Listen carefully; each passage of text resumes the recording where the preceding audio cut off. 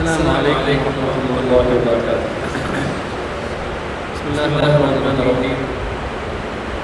الحمد لله رب العالمين، والصلاة والسلام على خير خلق الله أجمعين، نبينا محمد وعلى آله وصحبه ومن استنى بسنته واهتدى بهديه إلى يوم الدين. أما بعد.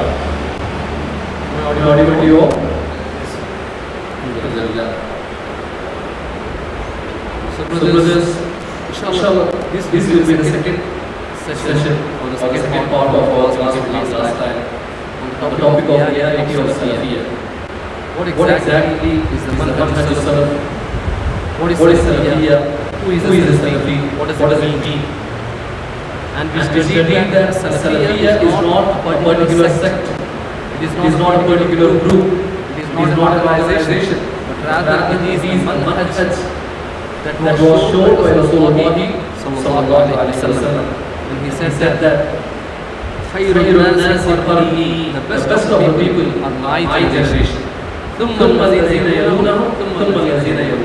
And then those who came after them, and then those who come after them. Yani the best of the people in all the matters with regards to the ibadah, akhlaq, ilm, da'wah, in all the matters, the best of the people are those who followed the Sahaba and the Tabi'un and the Tabu Tabi'un. So brothers, as-Salafiyyah is to follow this path that is showed by Rasulullah sallallahu alayhi wasallam. That is Salafiyyah. That is what we have learned in our last class. Just because you are associating yourself with an organization calling as Salafi or Salafiyyah, one does not become a Salafi. Just because you go to a masjid which is Salafi masjid, you don't become a Salafi.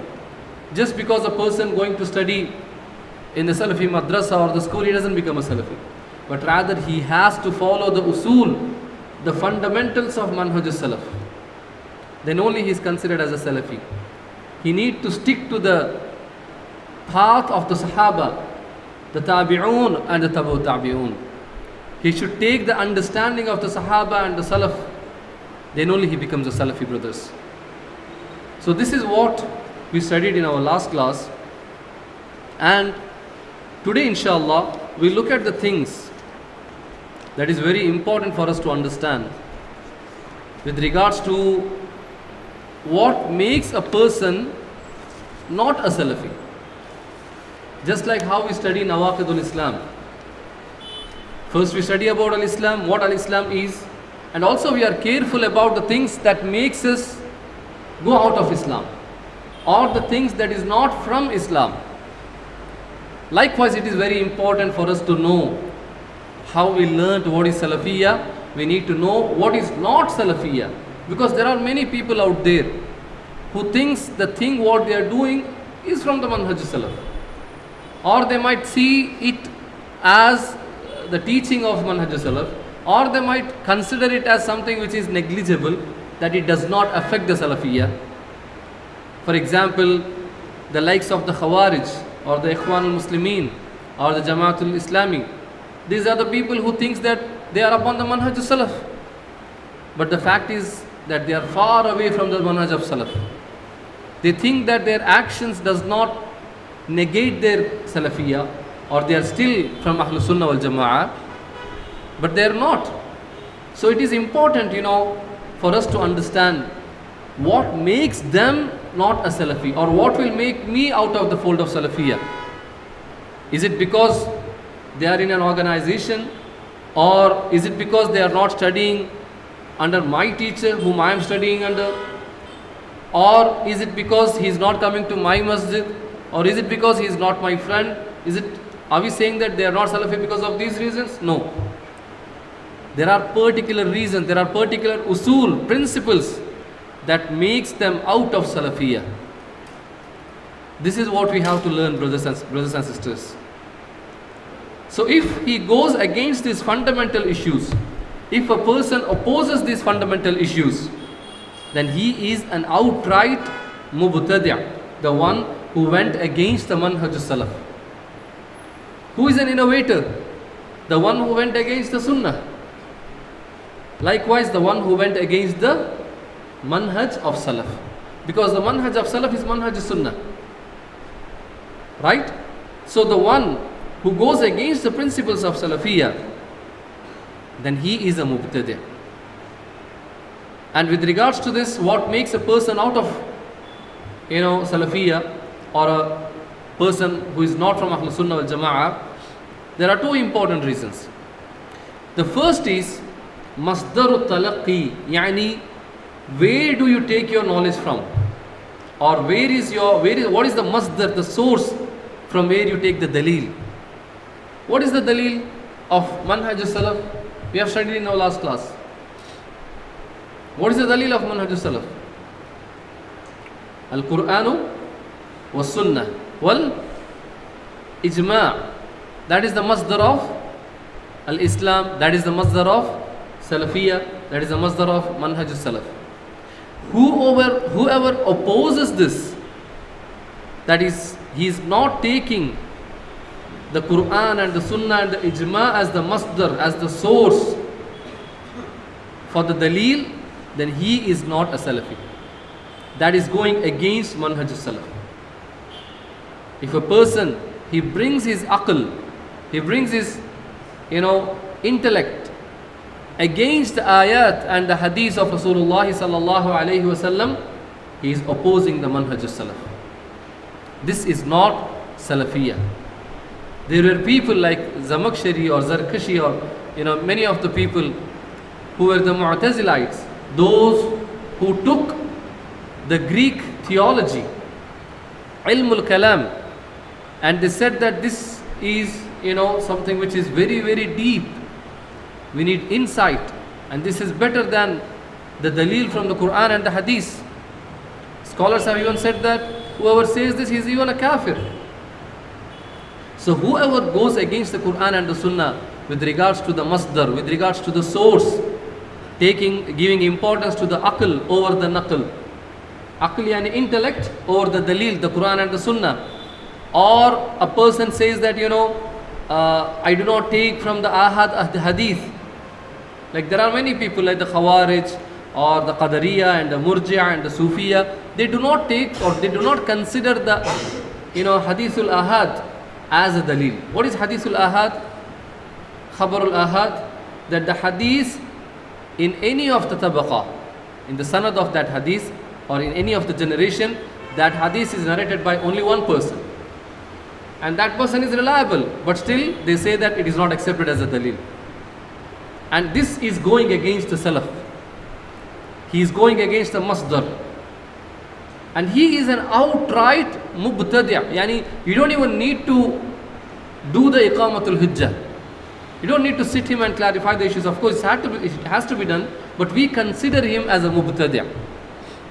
If he goes against the masdar asliyah, the Quran and the Sunnah. The second thing is that when a person believes in a foundation from the foundations of Ahlul Bid'ah, from the usul, from the principles of Ahlul Bid'ah, then he is a mubtadi'. He is not a Salafi. That is not Salafiyyah. Are you getting the point? When a person, he accepts or he believes in the principles from any of the principles of Ahlul Bid'ah, and these principles are 5. The first is the issues of the Sahaba. These are the principles of Ahlus Sunnah wal Jama'ah, brothers. These are the foundations, the fundamental things. These are the usul of Salafiyyah. The first is issues of the Sahaba. Whoever takes a principles with regards to the usul of the Sahaba from the principles of Ahlul Bid'ah, then he is a mubtadi'. For example, the Shia, right? They consider many of the Sahaba to be disbelievers. Na'udhu billah. So whoever accepts this, likewise there are people like the Khawarij who believes that many of the Sahaba have made mistakes. Ali radiallahu anhu had made mistake in the da'wah or in the deen. So if anyone accepts this principle that the Sahaba, they made mistakes so much so that they deviated, then this principle will make him out of Salafiyyah. It may take out of al-Islam, but since we are talking about the Salafiyyah, we will stick to that. Are you getting it? The second issue is the issue of al-wa'd wal-wa'id, the issue of punishments and the issue of glad tidings. For example, when you look at the kitab or the books of Aqidah written by the scholars like Aqidatul Tahawiyah, Aqidatul Wasitiyah or Lum'atul I'tiqad, the scholars have explained about the issues of the punishments in the grave, about the sirat, about the hellfire. Why? What is the reason? Because there were people who opposed this. Still there are people who oppose the punishment in the grave. Still there are people who oppose with regards to the sirat, like the bridge which we are going to cross. There are people who reject the scale on which the deeds will be weighed on the day of resurrection. So if anybody goes against the usul of manhaj salaf with regards to the matter of wa'd wal wa'id, then he is also opposing Salafiyyah. The third is about al-qada wal qadr, like how the Qadariyah deviated, how the Jabariyah deviated, the Asha'ira and the Murji'ah deviated. If they believe with regards to the qada and the qadr according to the principles of these deviated groups, then he is also opposing Salafiyyah. That is not Salafiyyah. That is not manhaj salaf. The fourth is al-asma' wal ahkam, yani the terminologies in Islam: al-iman, al-islam, al-du'a, al-ibadah, al-tawheed, wa-shirk. There are so many names and there are rulings behind it, there are definitions behind it. For example, if you ask a person what is ad-du'a, what is the answer? If you ask a person, a Muslim, what is ad-du'a, he will say that ad-du'a is what? Asking with Allah subhanahu wa ta'ala. And if you ask him, then why don't you ask with other than Allah subhanahu wa ta'ala? Why are you asking with the people of graves? Why are you asking with Rasulullah sallallahu alaihi wasallam? Then he says that is not dua. Are you getting it? So they deviated in the matters of terminologies, in the definitions. They gave it the meaning which the Salaf had not given. So whoever accepts these terminologies and these definitions and principles with regards to these names, then he is also opposing the Salafiyyah. The fifth is the matter of al-asma wa sifat.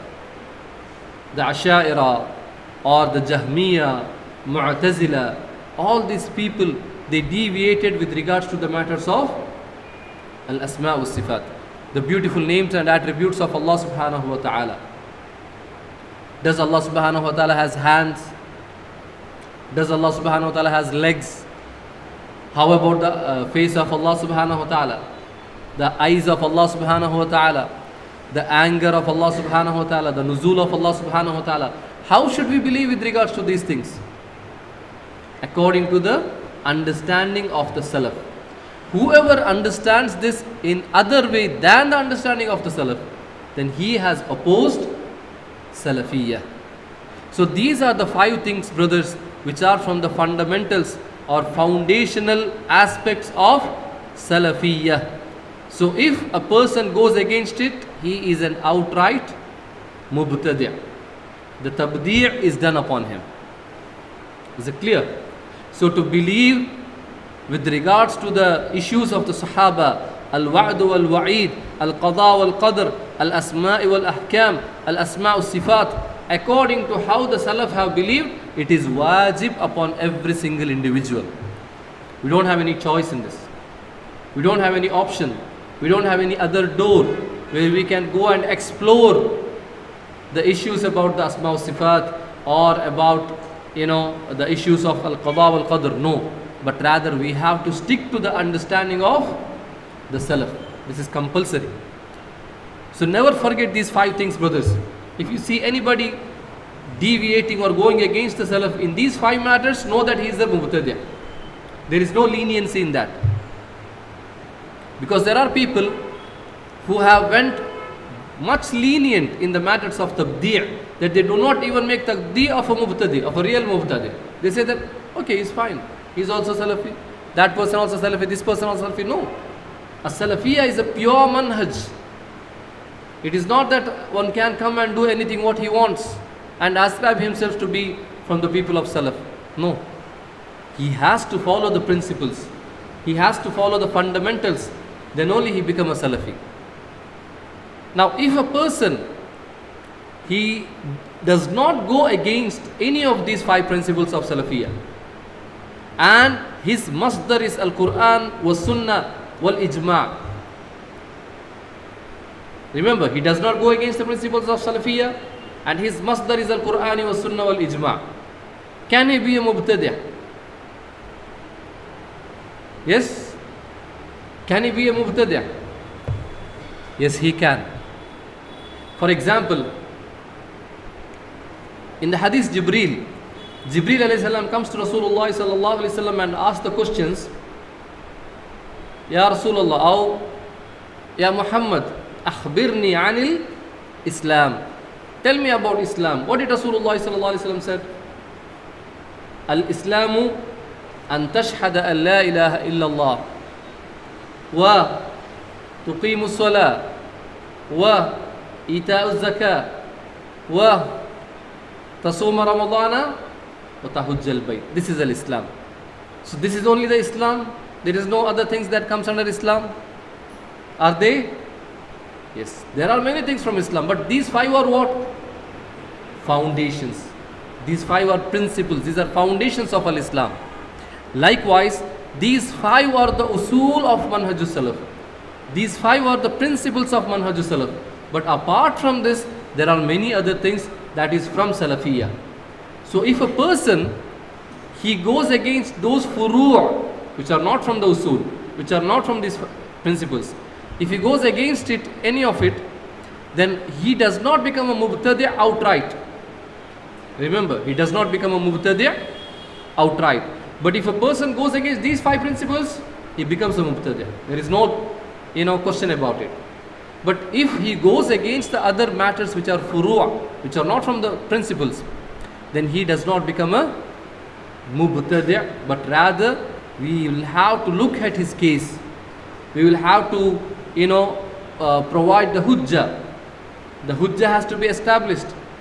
Likewise, the things that is a hurdle for him to accept the truth has to be removed. Right? And there are many other conditions in order to make tabdi upon him. Anyways, he does not become a mubtadi' outright. But he can become a mubtadi'. He can go against Salafiyyah. How? If a person has a lot of differences with regards to the furu'at of the Manhajus Salaf, he has many things that goes against Salafiyyah, not principles, but small issues. Then this shows that there is a problem in his usul. There is a problem in his usul. That is the reason he is going out of these issues. Now, what are these issues that are from Salafi, that are not from the Salafiyyah, or that is from Salafiyyah and because of which a person may go out of Salafiyyah? That is it what we have to understand. When we look at the Risala of Sheikh Ahmad Bazmul Hafidahullah, who has written a very beautiful booklet called as Laysa min Manhaj Salaf. This is not from the Manhaj Salaf. This is something which everyone has to study and understand, which shows that there are many people who think that this is from Manhaj Salaf, but in reality it is not from Manhaj Salaf. What are they? The first thing he says, can I get a glass of water? ليس من منهج السلف الأخذ عن أي أحد إلا بعد النظر في حاله مع السنة. The first point is to take the knowledge without checking upon the person. This is from what? Is it from Manhaj Salaf or not from Manhaj Salaf? This is not from the Manhaj Salaf. That you listen to the lectures, that you accept the speech, or you study under any Tom, Dick and Harry, anyone who comes. You go to a masjid, a person is taking a class, you listen to him. You came across a class in YouTube, you listen to him. Someone forwards you a class, you listen to him. You saw a book, you start reading it and studying it. No. This is not how the Salaf took their knowledge. As Imam Ibn Sirin rahimahullah says, Inna hadha al-ilma deenun. This knowledge is what? The deen.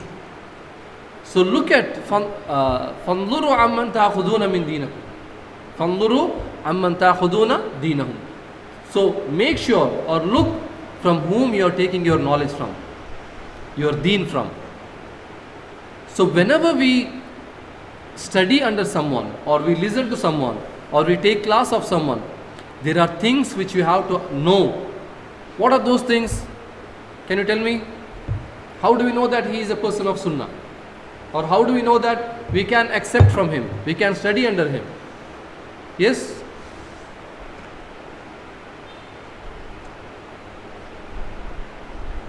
Yes, brothers. Tell me. Because you have been listening to the classes, durus from so many times. Now what is the criteria? Why are you listening to such and such person? What is the reason? Or is there any criteria, or there is no criteria at all? Or is it something that we listen from everyone? If it is good, I accept it. If it is bad, then I leave it. If we have this much understanding, then we don't even have to listen anything, because I have become an alim if I know what is good and what is bad. Isn't it? So how do we go with regards to this? Yes?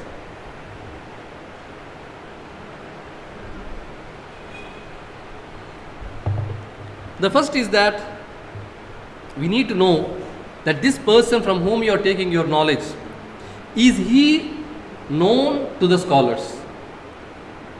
Is this person known to the scholars, or the students of the scholars at least? Or at least the students of the scholars. This is very, very important. If a person, he is not attached to the scholars and he is taking the durus, he is teaching the people, then knowledge should not be taken from him. If a person does not have the scholars and he is detached from the scholars does not identify him, then the knowledge should not be taken from them. Because this knowledge what we are studying now, from where are we taking this? Where does it reach us? It reaches to Rasulullah sallallahu alayhi wasallam. Every single thing what we speak from the deen of Allah, it should reach back to Rasulullah sallallahu alayhi wasallam, according to the understanding of the Sahaba. Now how does it reach us to Rasulullah sallallahu alayhi wasallam? How? Through the men, through the people, through the chain, isn't it? And who are these people that connects us to Rasulullah sallallahu alaihi wasallam? They are the scholars. They are the scholars. Unless and until we are attached to the scholars, we cannot get the knowledge from Rasulullah sallallahu alaihi wasallam. Unless and until we are attached to the scholars and we take istifada from them, we take benefit from them, we cannot take any knowledge from Rasulullah sallallahu alaihi wasallam, because ultimately the knowledge comes from the Quran and the Sunnah. So if a person is detached from the scholars does not identify him, the scholars does not know him, or the scholars does not recommend him, then it is must that we stay away from him. It is must that we leave him. We does not take knowledge from him. This is very, very important, brothers. So when you take a knowledge from someone, make sure that he is known to the scholars or to the students of the scholars. The second thing, that you must know that this person, who are his companions. If you're taking a knowledge from a person, then you need to know who are his companions, who are his friends. Because Rasulullah sallallahu alaihi wasallam says, Al-mar'u ala dini khalili. Al-mar'u ala dini khalili. The man is in the deen of his friends, his companions. So if you see that his companions are from the people of Ahlul Bid'ah, or if you see that his companions are the Fusaq, the Fasiqeen, or Majjan, or the people who does not care about the deen, then you leave them. You do not take the knowledge from them. Likewise, you also need to see that the one from whom you are taking the knowledge, is he frequent in the majalis of the ulama? Does he sit under the scholars and take knowledge from them? And is he the one who is frequently seen in the masajid and the seminars and the lectures and the durus, or is he someone who sits in a corner, who does not come out, who does not sit with the scholars, who does not attend the durus, who does not attend the masajid, and he is teaching the people? If the case is the latter one, the second, then you don't take knowledge from them. Because the one who teaches the knowledge, he is the one who mingles with the people, who attaches with the scholars, who does not miss any chance of seeking knowledge. He attends all the durus of the mashayikh, all the majlis of the ulama, and he never misses the salah in the masjid. So when you take the knowledge from someone, you need to make sure that he has these qualities, brothers. And likewise, that what does the people say about his Salafiyyah? Yani, what does the Salaf, what does the people of who ascribes to Salafiyyah talk about him? Does they approve him or disapprove him? You need to check this. So it is not that just because a person is giving a very good speech or a class, you just go and listen to him, you just go and take knowledge from him. No. As Imam Ibn Sirin rahimahullah says, make sure from whom you take your knowledge, whether he is a person who deserves to be taken as an alim, or from whom you take from whom the knowledge is taken. The next thing, ليس من منهج السلف معاملة أخطاء أهل السنة كمعاملة أهل البدع. Yani, it is not from the manhaj of Salaf to deal with the mistakes of the people of Sunnah as the dealings with the people of innovation. This is a very important principle, brothers. The people of Ahlul Bid'ah and the people of Ahlul Sunnah, they are both different. However, can we say that the people of Ahlul Sunnah, they are free from all the mistakes? Yes? No. Kullu bani Adama khata'un. All the children of Adam, they make mistakes. So mistake can come from anyone. It can come from a person who is a Salafi or who is a Sufi. Now, how do we perceive this mistake? This is where it matters. For example, if you are seeing a mistake from a person who is a bid'i, who is a mubtadi', who is a person of Ahlul Bid'ah, then how do we consider it? That mistake to be from the part of his misguidance. Yani, he is making a mistake because of his misguidance. Are you getting it? This is a very important issue. I'll repeat again. If we see a person making a mistake and that person is a person of Ahlul Bid'ah, are you getting it? Then we consider that this mistake was because of his misguidance, because of his dalala, because of his bid'ah. Clear? I hope you don't misunderstand this. Now the second, there is another person who is not Ahlul Bid'ah. He is not from Ahlul Bid'ah. He is a Salafi, but he makes a mistake, the same mistake as the one Ahlul Bid'ah makes. Are you getting the point?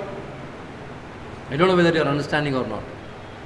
The first person is a Ahlul, person of Bid'ah, is a Mubtadi'. He makes a mistake and we consider that he is making the mistake because of his misguidance, because of his Bid'ah. The second person is a Salafi, but he is making the same mistake of a Mubtadi'. But we do not consider this mistake based upon his misguidance. Are you getting it? We do not consider that this person is making this mistake because of his misguidance or because of his bid'ah, but rather we consider he is making this mistake because of his ijtihad, because of his lack of understanding. Is it clear? I'll give an example. For example, one of the Jahm ibn Safwan, who is the leader of Jahmiyyah, he interprets the sifat of Allah subhanahu wa ta'ala.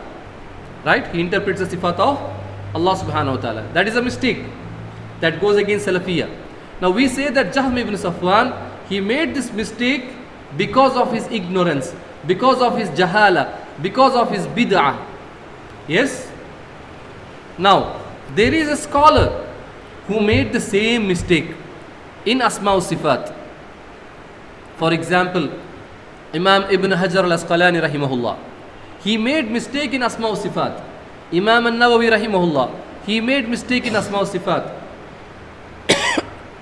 Do we say that Imam Ibn Hajar and Imam Nawawi, they made this mistake because of their ignorance and because of their bid'ah?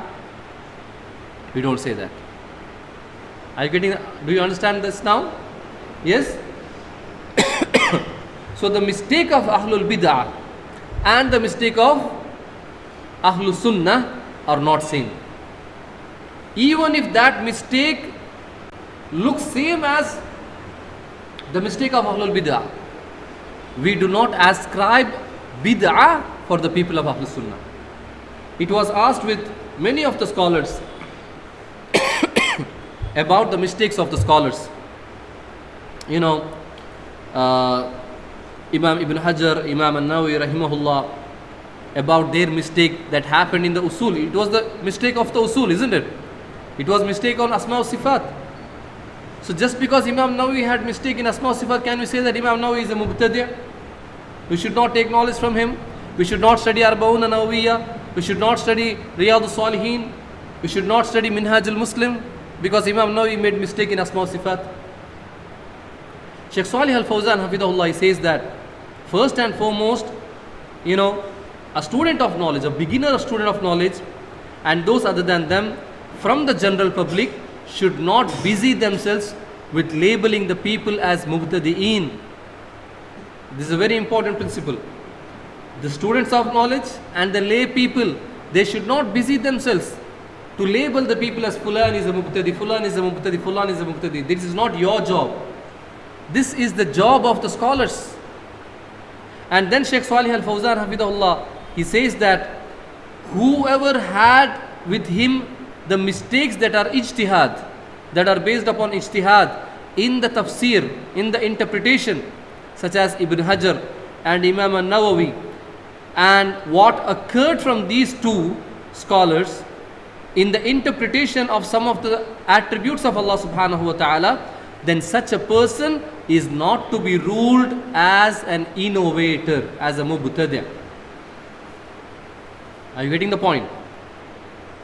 And then he said, rather it has to be said, this is where they made mistake. How we have to say with regards to Imam Nawawi and Imam Ibn Hajar? Should we accept that it is correct? No. We cannot say that Imam Ibn Hajar and Imam Nawawi made correct, but rather we say it is a wrong, it is mistake. But we have to say this is where they have made a mistake. But rather we should not say that he is a mubtadi', that's why he made a mistake. This is a bid'ah, he is out of Salafiyyah. No. But if a person who ascribes himself to Ikhwan al-Muslimin or Jamaat al-Tabligh or Jamaat al-Islami or any other organization, and he says same thing what Imam Nawawi or Imam Ibn Hajar says, what do we say? He's a mubtadi'. Because his asl is what? Bid'ah. Whereas the asl of Imam Ibn Hajar and Imam Nawawi is what? Sunnah. They are the people of Sunnah, they made mistakes. Everyone makes mistake. We are not free from mistakes. We are not malak. We are not prophets. We make mistakes. So, as Shaykh Ahmad Bazmul hafidahullah says, لَيْسَ مِن مَنْهَجِ السَّلَفِ مُعَامَلَةِ أَخْطَاءِ أَهْلِ السُّنَّةِ كَمُعَامَلَةِ أَهْلِ الْبِدَعِ. That we should not have the dealings with regards to the mistakes of Ahlul Sunnah like how we deal with the mistakes of Ahlul Bid'ah. For example, if Ahlul Bid'ah, they make a mistake, what do? We refute them. We do the rad. We reject them, isn't it? But if we see the same mistake in the person of Ahlul Sunnah, we don't consider them to be Ahlul Bid'ah, but rather we try to advise them. We give the nasiha. We make them sit and understand the matters. As we can see in the example of Abdullah ibn Abbas radiallahu anhu, during the time of the Khawarij, they left the Sahaba and they camped in a place called Harura, the Haruriya. What did Abdullah ibn Abbas did? He went to the Khawarij, right?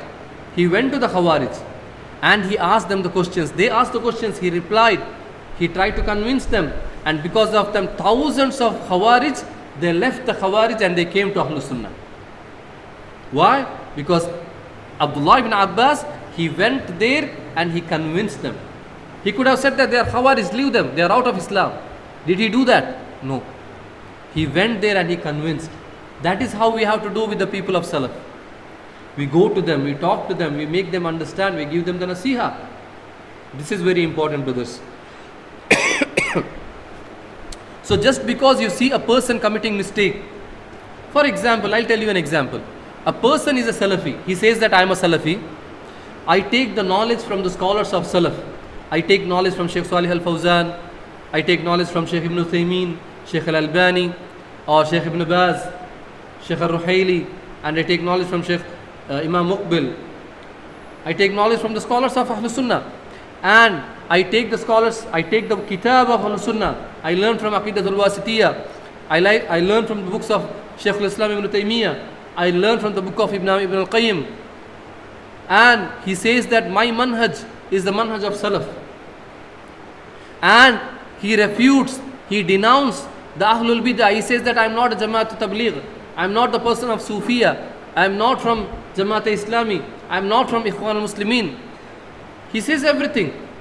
But he makes a mistake which goes against Salafiyyah. He makes a mistake that goes against Salafiyyah. For example, he might say something about the democracy. He praises democracy. It is wrong. It might be even shirk or kufr. He praises democracy, or he has the leniency with the Ahlul Bid'ah. So because of this mistake, should we outright make him a mubtadi'?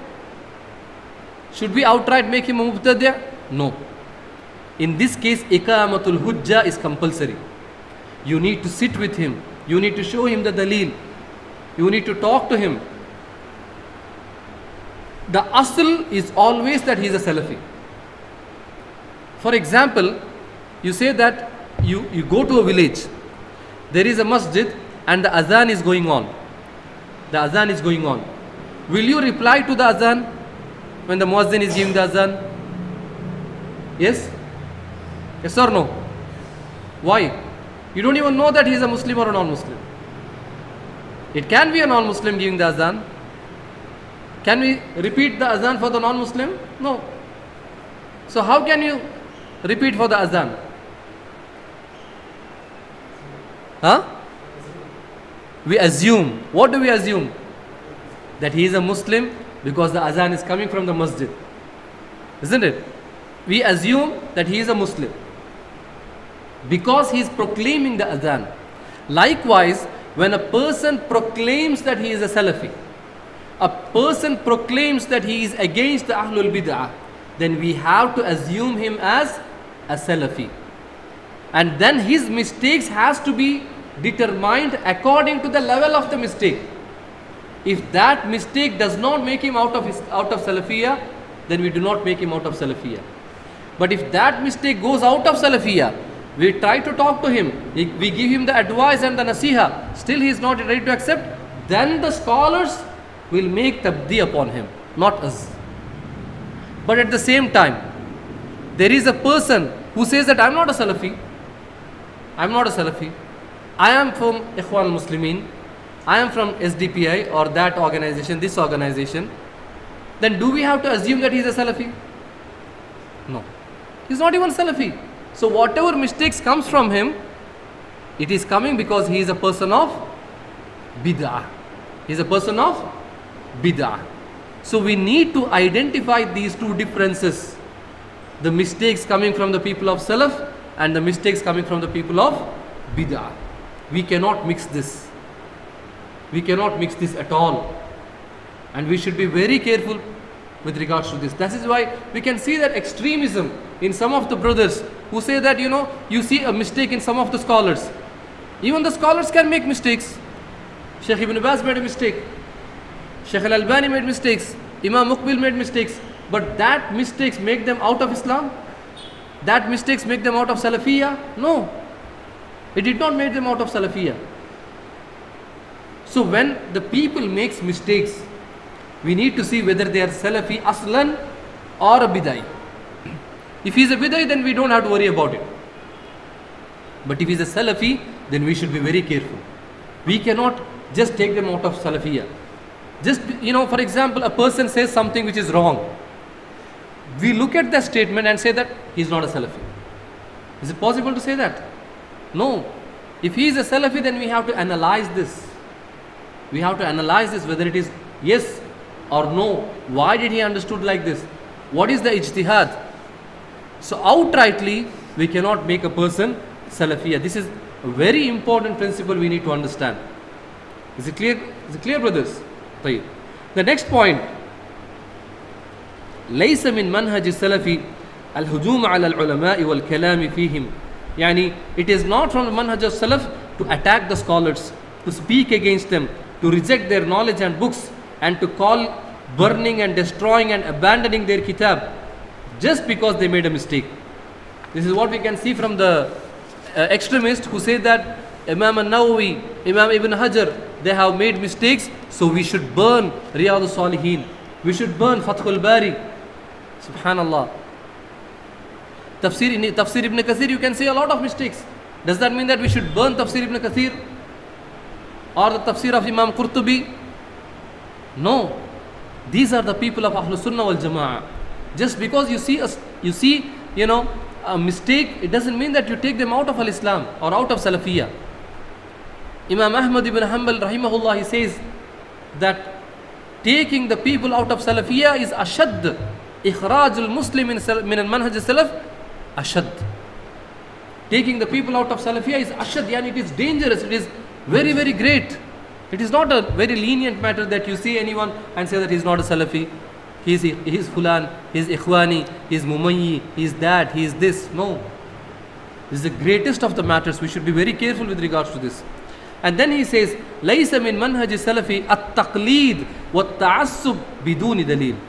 It is not from the manhaj of Salaf to blindly follow anyone or to have a ta'assub, fanaticism towards any person without the evidence. What is ta'assub or taqleed? To blind follow the sheikh. My sheikh has said this, khalas. My scholar or my ustad said this, khalas.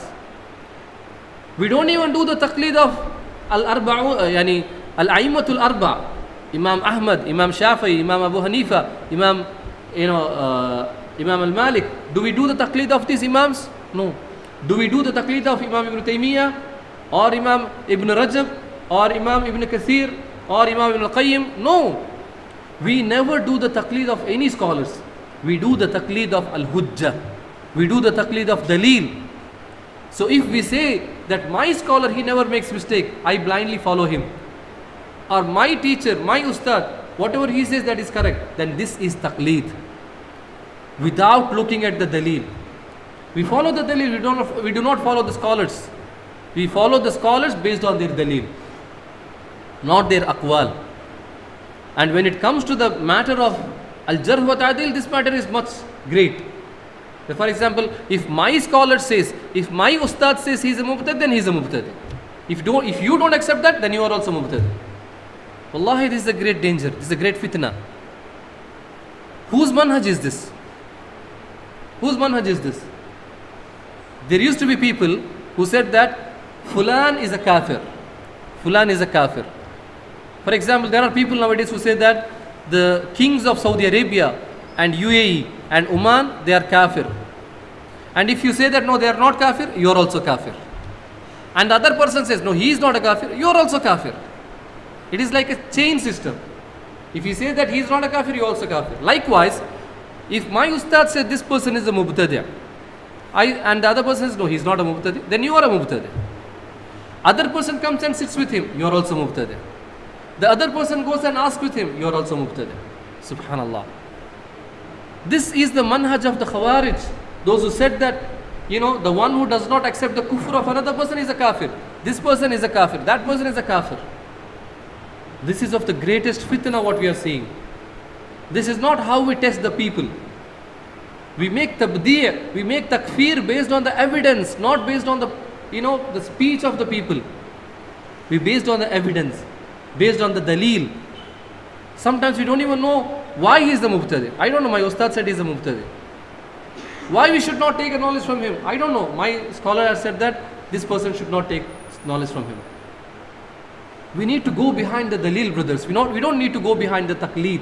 We don't do the blind following of the scholars. If that was what we had to do, we would have done the taqleed of A'immatul Arba. They are the greatest of the scholars. We could have done the taqleed of Imam Ibn Taymiyyah. So, taqleed and ta'assub is not from Manhaj Salaf. It is not from Manhaj Salaf at all. The next point, ليس من منهج السلف التهذب والتحالف الاجتماع سرا دون الناس. It is not from the manhaj of Salaf to make parties, to make organizations, to make alliances and gatherings secretly without the people. It's a very important issue. One of the greatest harm for Salafiyyah is Hizbiyyah. What is the dangerous thing for Salafiyyah? Hizbiyyah. What is Hizbiyyah? You take 10-15 people, you make an organization, someone is a president, someone is a secretary, and someone is Fulan, and whatever this person says, you have to obey him. If a person is not in this organization, he is not a Salafi. If a person is not supporting this organization, he is not a Salafi. He is Dammaji, he is that, he is this, subhanallah. So many allegations. Why? Because this person is not in an organization. And there are people who think that if you are a Salafi, then it is must that you must be in an organization. Who says this? And they bring the aqwal of the ulama. Sheikh Salih al-Fawzan said that organization is needed. Okay, which organization Salih al-Fawzan belongs to? Which organization Sheikh al-Albani belongs to? Did they had any organizations? No. So to make parties, to make organizations, it is very dangerous.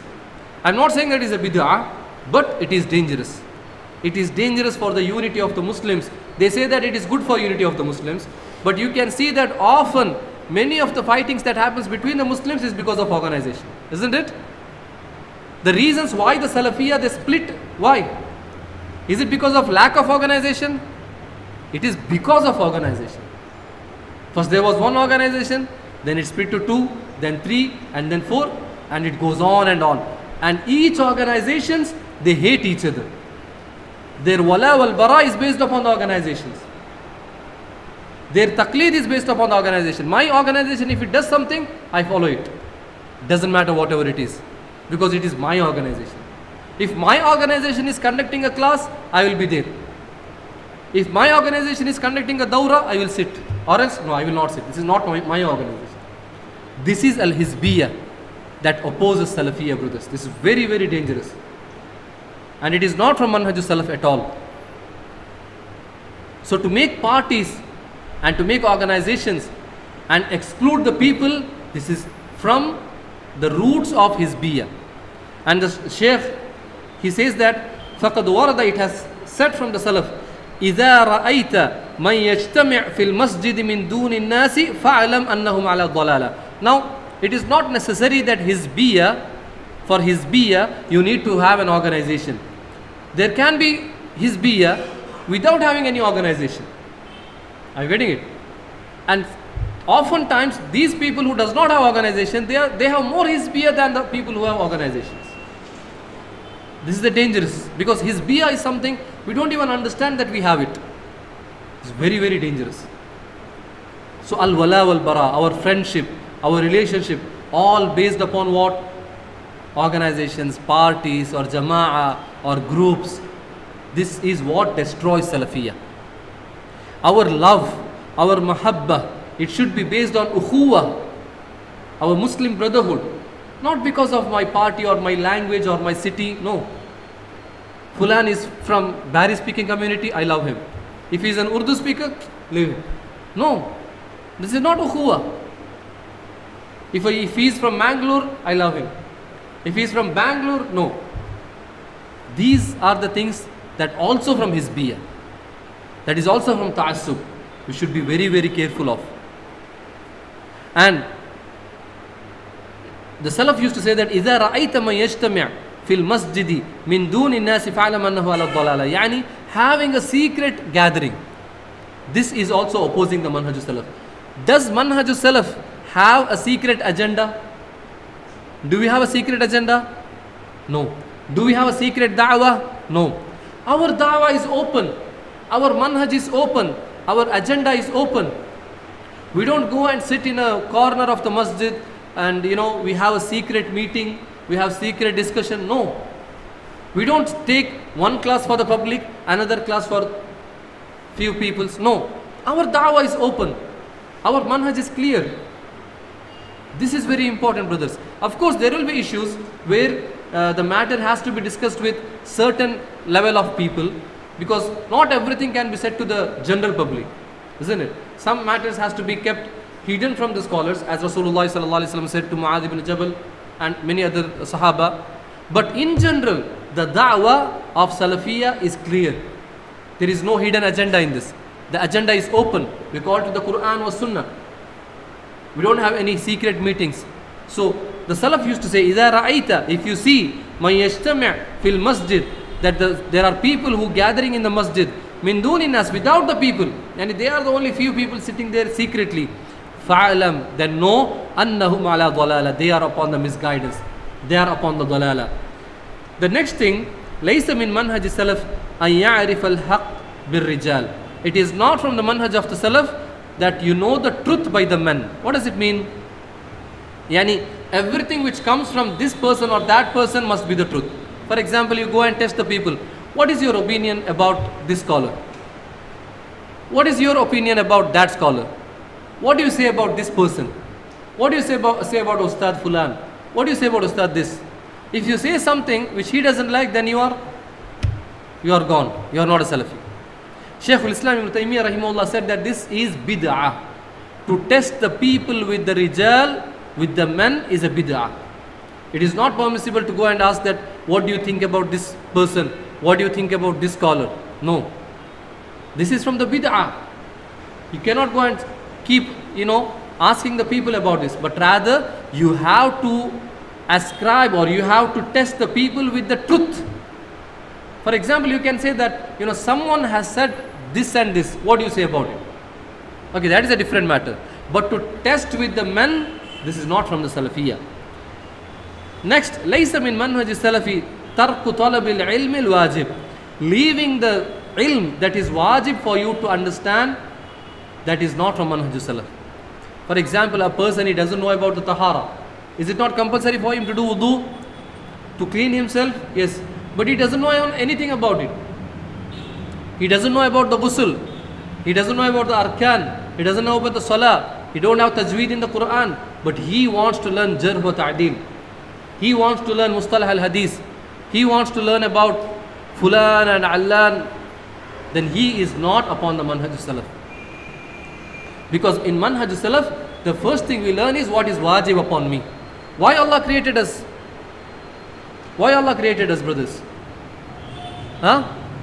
وَمَا خَلَقْتُ الْجِنَّ وَالْإِنسَ إِلَّا لِيَعْبُدُونَ. The only reason we are in this dunya is to worship Allah. Now what is my objective here in this dunya? To worship Allah, to make ibadah to Allah. Now if I leave the ibadah to Allah and I busy behind the people about teaching others and tabdi and takfir, then in front of Allah subhanahu wa ta'ala I will not have any amal salihat. So my first job is to prepare myself for the ibadah with regards to my salah, my zakah, my hajj, my saum. This is the first and foremost thing. Then the other matters. That is the reason Allah subhanahu wa ta'ala says, Ku anfusakum. What does it mean? Save your nafs first. Wa ahlikum, and then your family from the hellfire. So you forget about yourself and you worry about the dunya. This is not from manhaj salaf. The next is, ليس من منهج السلف المعاداة لمجرد وقوع الاختلاف. Just because you have an ikhtilaf, you base your wala wal bara upon that. You love a person, you hate a person because of one ikhtilaf. The ikhtilaf that is, not tadad. When it comes to ikhtilaf, there are two types of ikhtilaf. What are they? Ikhtilaf tanawwu' and ikhtilaf tadad. Ikhtilaf tadad means two ikhtilaf that cannot coexist. Whereas ikhtilaf tanawwu' is ikhtilaf that can coexist. So if you see someone, he says that, it is sunnah to wear the cap in the salah. But you say it is not a sunnah to wear the cap in the salah. Now you both have what? Ikhtilaf. Because of this ikhtilaf, you don't talk to him. You don't smile to him. You don't say salam. Is this permissible? This is not manhaj salaf. For example, Shaykh al-Albani rahimahullah, he said that whoever fasts on Saturday, even if it is the Yawmul Arafah, it is a fasting of Arafah, then he is doing something wrong. He should break the fast. Imam Ibn Uthaymeen and Shaykh Salih al-Fawzan said, it is sunnah for him to fast.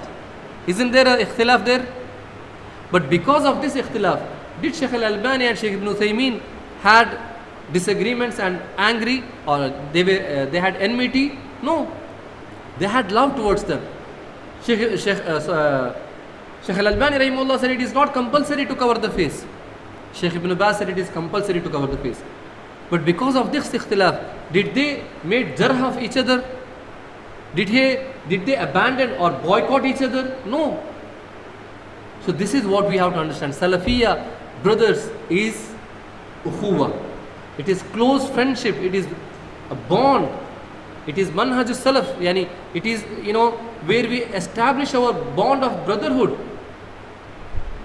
It is not that you become a Salafi and you leave all the people. You boycott everyone. You don't give salam to them.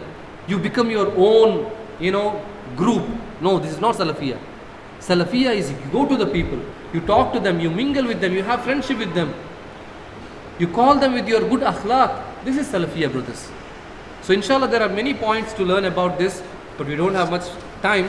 Inshallah in some other time, some other ustad will continue this class about these issues which we have to study with regards to Salafiyyah. And we ask Allah subhanahu wa ta'ala to give us the understanding of the righteous predecessors, and Allah subhanahu wa ta'ala make us among the people of Salaf, and may Allah subhanahu wa ta'ala bestow us the understanding of His deen. Jazakumullahu khairan. Subhanakallahumma bihamdika ashhadu an la ilaha illa anta astaghfiruka wa atubu ilayk. Assalamu alaikum wa rahmatullahi wa barakatuh.